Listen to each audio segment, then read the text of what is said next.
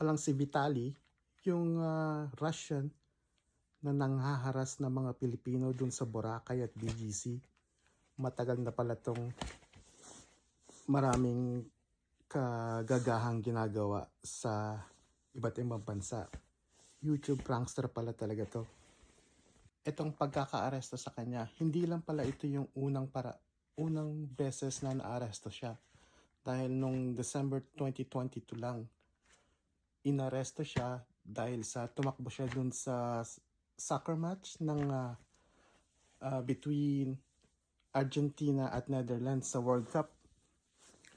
Kaya hindi siya, pero yung pinakaunang naaresto siya ay noong 2014 kung saan tumakbo siya dun sa soccer field habang merong match ang Brazil at Argentina noong 2014 FIFA World Cup Series.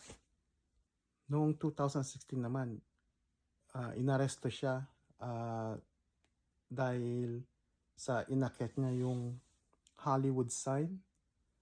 Kaya pangalawang beses niya lang naaresto yun in span of 2 years.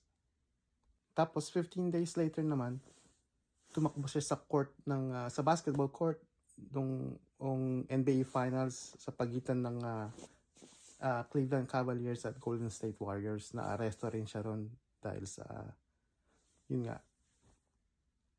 Nung 2017 naman, naaresto din siya dahil tumakbo naman siya sa ano man tawag doon? Sa baseball diamond habang may match ang hindi ko alam kung anong team pero World Series of Baseball na nangyayari.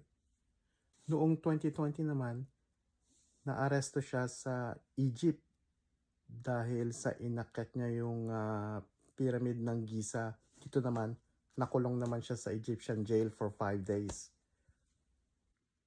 At yung pinakamatindi naman yata ay yung naaresto siya dahil sa aggravated, kumbaga na-charge siya ng aggravated battery dahil meron siyang isang babaeng jogger na inassault. Balita sinuntok niya sa dibdib at sa ulo yung babae. Kaya nga lang, yung case ay na-dismiss yata o na-drop. Hindi ko alam. Yun lang. Bye.